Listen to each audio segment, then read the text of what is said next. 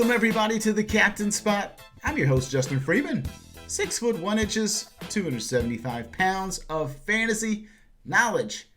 And it is Monday night once again, boys and girls, and we have a doubleheader here tonight. We get Bills Chiefs at 5 o'clock Eastern, and then the nightcap, Cardinals at Cowboys, and that's what we're going to be talking about here today. Showdown, Cardinals, Cowboys, game with a 54.5 point total. Cowboys favored by 1, life without Dak Prescott. What's it going to look like? We'll dive right into that, but first, quick reminder, make sure you click like, subscribe right here on Mayo Media Network, where you'll find the Monday night show each and every week. You'll get the Thursday night and the Sunday night show over on my personal YouTube channel. That's youtube.com/thecptspot. Make sure you subscribe there.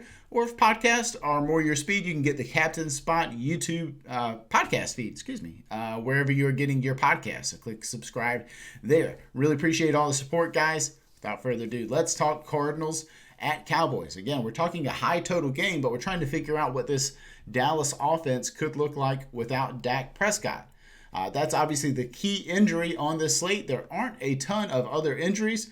Matter of fact, as I look through the injury report, there's only one player who's an offensive skill player who pops up, and that's Blake Bell, tight end for the Dallas Cowboys. He was on the report earlier with the knee, has fully practiced all week long, does not carry a game designation, so we are healthy, with the exception, obviously, of the franchise player, Dak Prescott. So what will this Cowboys offense look like?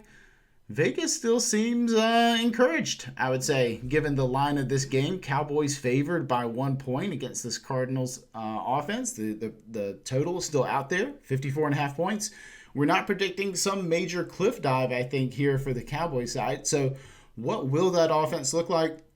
I've had to take a stand on this personally as we're building out projections.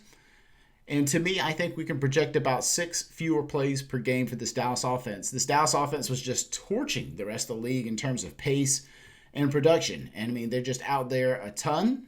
The defense is a sieve, and so the offense is just on the field all the time. Matter of fact, the offense is kind of putting pressure on the opposing offense to keep up and hold serve. And so they're just getting a ton of plays. So I think that's going to come back down to earth a little bit. So that sort of league high volume is going to just regress a little bit closer to league average. And then I think the run-pass ratio there for the Cowboys offense going to shift a little bit more heavily towards Zeke Elliott and putting the ball in his belly, let him go out and win games for them. So will it be an effective strategy? I don't know. But I think Andy Dalton has weapons, obviously, at his disposal. Those weapons have not changed. We're talking Amari Cooper, CD Lamb, Michael Gallup, Dalton Schultz, if you want to consider him a weapon. Ezekiel Elliott out of the backfield, obviously. That's a pretty talented group to throw the ball to. And, we've seen Andy Dalton be a really good quarterback for fantasy purposes, at least, in certain situations where he's been surrounded by really good players. And if you remember up in Cincinnati, I think A.J. Green, T.J. Houshmandzadeh, Marvin Jones, maybe a little early on Houshmandzadeh. Marvin Jones, though, and Mohamed Sanu. When those guys were around for Andy Dalton, played really well, was top 5 fantasy quarterback there for a period of time. So I think Dalton can play well with the right cast of characters, and here we are. We're in a good situation to find out, and that's going to be a key stand for us to take here on this showdown slate. So why don't we hop into the pricing and understand exactly what we're looking at here, where we're talking a couple guys who are going to be pretty high priced. It's going to be tough for us to afford all the guys who we would consider studs in this particular matchup. Highest priced guy on the slate, Kyler Murray, $12,400. We've seen, a really high floor emerge for Kyler Murray, starting to really rush the ball a lot more this season than he did in years past. Who cost you obviously $12,400 to get in your lineup. And if you want to pair him with his number one pass catcher, it's DeAndre Hopkins at $11,200. Hopkins is as good as it gets in the NFL, and I can always discourage you from paying up for super high-priced pass catchers because there is a real chance that floor never really emerges.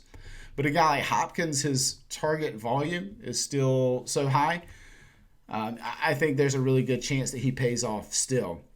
But, overall, just to understand that, if he goes 7 catches for 80 yards and gets you 15 fantasy points, that, depending on how the rest of the salaries work, that may still not be a good enough game. And that's a really good game by most receivers' standards.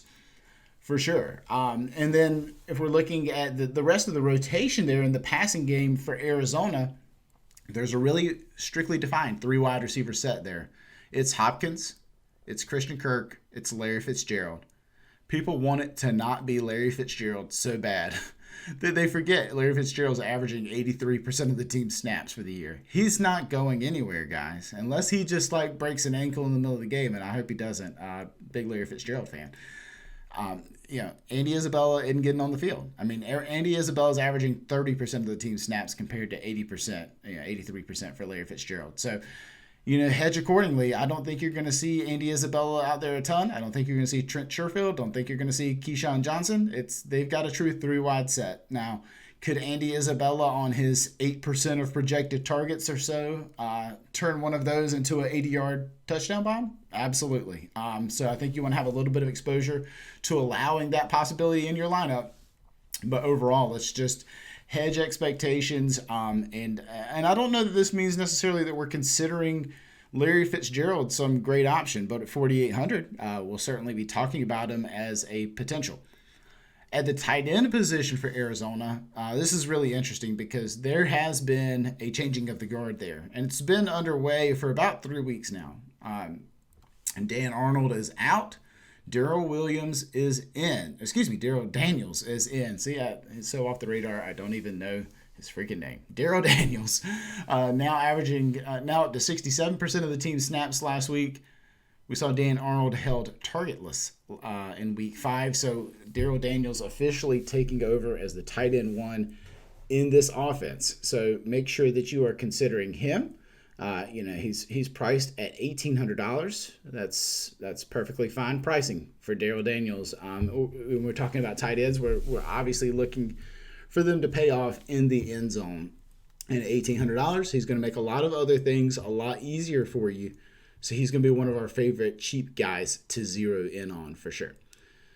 At the running back position, Kenyon Drake and Chase Edmonds are the only two really getting any love there from Arizona. And Drake has been just sort of running into brick wall after brick wall. Not a very efficient player so far this year. And so when Chase Edmonds broke a 30-yard touchdown run last week, people were saying, get this young kid a little bit more time. Let's take Kenyon Drake's off the field and try to get a little bit more volume headed Chase Edmonds' way. Edmonds so far has been sort of the passing down specialist. We've only seen 3% of the team's targets this year head to Kenyon Drake. We've seen 13% of those targets head to Chase Edmonds. So he's like 4xing the target volume of Kenyon Drake at this point. So I think that's an important way to just understand what the two roles are here, because Chase Edmonds has not topped 17% of the team's rushes in any game so far this year. The rushing volume has all filtered through Kenyon Drake. The passing volume has all filtered through Chase Edmonds. It's rare that we get roles so clearly defined, but here we are, and there they are. Now, I think it would not take much of a leap of faith to say Chase Edmonds may get a little bit more rushing work at this point. Just coming off 10% of the team's rushes last week. It wouldn't take much to pass that. But, overall, he's going to cost you $7,000 to get Chase Edmonds in your lineup. $6,600 for Kenyon Drake. Let's think about that. The starting running back, the one who's guaranteed to get the most volume, costs $400 less than his own backup. I think this has a little bit of recency bias in it. And so while I think you can project a little bit of growth for Chase Edmonds, I think this is just getting way too cute by playing Edmonds over Drake. I think you can do it over the course of several lineups, but overall I think consider that your best chance at fantasy production, and especially paying off in the end zone, going to come by playing Kenyon Drake instead of Chase Edmonds. As we look to the Dallas side of the football, playing Andy Dalton this week will cost us $9,600. I think that's a perfectly fine price to pay for Andy Dalton. I think the weapons around him raise his floor significantly. I am very interested in playing $9,600 Andy Dalton. And Ezekiel Elliott will cost you $10,600. So he will be the most expensive Cowboy to roster. And I think he's worth it. I think as you project the way for this game to flow for Dallas, they're going to want to get Ezekiel Elliott established early and often And I think they're going to want him to be involved as sort of a safety valve dump-off guy heading out of the backfield. So I think you could see some PPR production there from Elliott in the receiving game. As we look at the receiver position, obviously we've got Lamb, 8,400, priced up above Amari Cooper. This is kind of unbelievable. We're just changing the guard at a couple different key positions here. Lamb priced above Cooper, 8,400 to 8,000. Michael Gallup priced at 5,600. And I wish I could say there's a really tight 3 wide receiver split here, but there are a couple guys who have started to, infringe on the snap rate and the targets in this offense, and that's Noah Brown and Cedric Wilson. They'll be your wide receivers 4 and 5. And Cedric Wilson has come on for plenty of targets. He's been seeing roughly the same amount of targets as Michael Gallup the last 3 weeks. So Cedric Wilson will cost you $2,400. I think he's viable as long as we can consider, the opportunity for that number of targets. I'm interested in that many targets for Darrell Daniels over at $1,800. So I can't fault you for playing Cedric Wilson to get a bit contrarian off that 3-wide set, because it's a pretty marquee 3-wide set there for Dallas, and I don't think many people will be all that interested in Cedric Wilson. At the tight end position, Dalton Schultz will be your most expensive player there at $6,000. He's cut and dry, the clear tight end. He got 88% of the team snaps last week. Not seeing a monstrous volume of targets ever since week 2, where he saw 21% of the team's targets. Now down to 14%, 9%, 11%. That's what he's looked like the past 3 weeks. So nothing super, super attractive there for a guy priced at $6,000. Obviously, you're hoping he would pay off near the end zone. But I think a lot of that end zone, red zone type of work is going to be filtered through Ezekiel Elliott. So overall, I think there are a couple unique passing game options for both these teams. We can certainly consider playing some of the cheaper guys like Cedric Wilson. We can consider playing the guys like Darrell Daniels. But without further ado, why don't we take a look at how our captain distribution plays out for the week? And it is Ezekiel Elliott and DeAndre Hopkins as our clear-cut top 2 options for each of these offenses. And it makes sense when you think about it. Obviously, captain, we're looking for outlier, and maybe not even outlier, but at least ceiling performances by at least one player in this lineup and in this game. DeAndre Hopkins contains a ceiling that does not exist for any other pass catcher on the Arizona side of the football. Ezekiel Elliott, not only he's going to have a volume-based floor, but ceiling that comes through efficiency. He is obviously you give a great player 30 chances to touch the football, and he's going to pay off. And that's the likelihood that we're banking on with Ezekiel Elliott. And obviously he is cheaper than DeAndre Hopkins. He just takes him a little while longer to get to that 100-yard bonus or to get to that high-level efficiency. After that, it's Amari Cooper, Andy Dalton. So we can play Andy Dalton in the captain. He's going to happen there just a little over 10% of the time. Kenyon Drake, CeeDee Lamb, Kyler Murray. So it's interesting to see Dalton over Murray. Wouldn't typically think of it that way in terms of captain.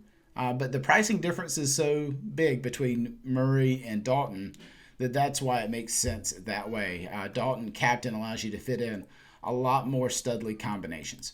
If we're looking at the flex appearances, Dalton and Murray clear 1-2 here in this lineup, followed by the high floor Ezekiel Elliott, the high floor DeAndre Hopkins. All of those are expensive options, but I think you're going to need some of those raw points in your lineup, followed by Kenyon Drake. And you'll notice the big drop-off between Kenyon Drake and Chase Edmonds. It's pretty significant. So I'm definitely on team Kenyon Drake. Amari Cooper over CeeDee Lamb. And that's where we see a big drop-off is between Cooper and Lamb. Following that, a couple kickers. But we can consider, obviously, playing a lot of these guys in our lineups this week. It looks like a really fun week for us to get creative. A lot of really talented players for us to choose from. But that's going to do it here for this Week 6 edition, Monday night edition of the Captain Spot. We'll see you guys again here next week, next Monday here on the Mayo Media Network. As always, remember, go over, check out the Captain Spot YouTube channel, click subscribe, and we'll see you guys here soon.